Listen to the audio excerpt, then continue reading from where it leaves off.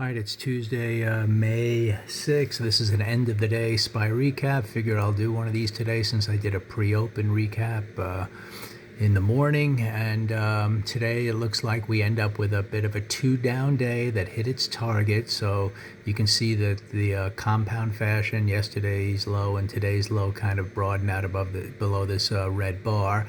And it's a little bit of a weak-looking bar, but that doesn't mean all that much. You can see both days we gap down and try to buy, and then at the very end of the day it sells off. So we're still in the mode early in the 2 days into the week where we're holding kind of the midpoint of that prior week. We're a little red to start the first 2 days, but you kind of still expect that high to be tested. And that was kind of the bias even coming into today.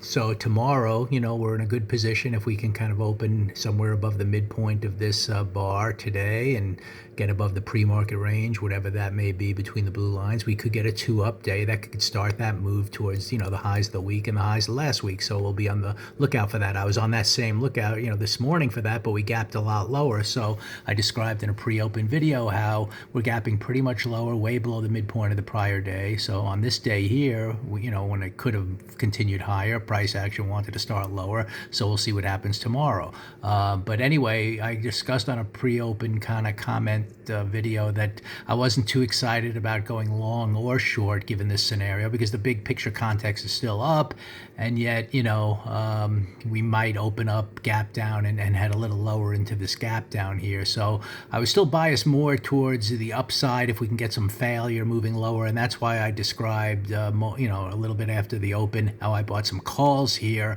Once I saw it kind of on bar 2 head down, took out the first bar low, there's no doubt about it, but I immediately watched it and the next bar started up green, and I wanted to see if we would get some follow through lower here to even consider buying puts to see maybe if we could eat into this gap. But anyway, price, once I saw it fail to kind of go below the first bar low and follow through and then come back through the midpoint of that bar, I bought some calls here anticipating this could be the failure area. Also, we took out a target here, so that's why I know it's an inflection point.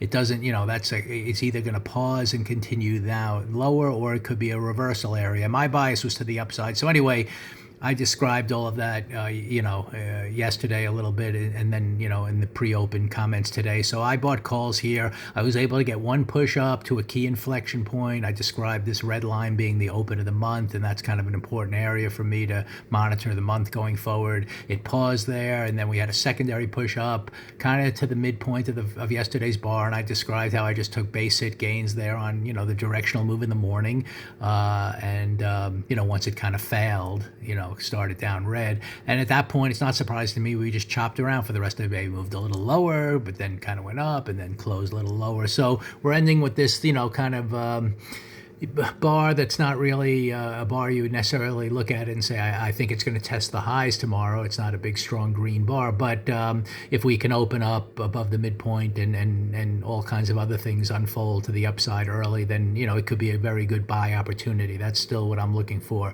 Again, if we head lower here, at this point, 3 days into the week tomorrow, if we head below, the midpoint of this bar and lower, we're below the open of the month here. The monthly chart is red at the moment.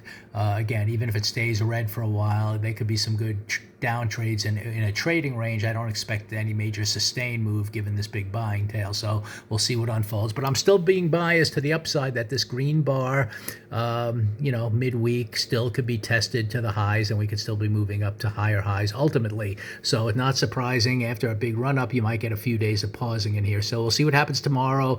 But today, the expectations were a little iffy given the big gap down. But again, not surprised to see the attempted buying coming in and structure kind of on the day at least move up a little bit and give you an opportunity in the morning for a trade to the upside. So we'll see what unfolds tomorrow. We'll kind of look at these blue lines and see where they, I'll adjust them to where the pre-market range may be. Let's see what happens overnight. Let's see if price can stay above this red line to keep the bias in the big picture to the upside. And let's see if maybe we can finally, after a couple of days down, can start the move back to the upside.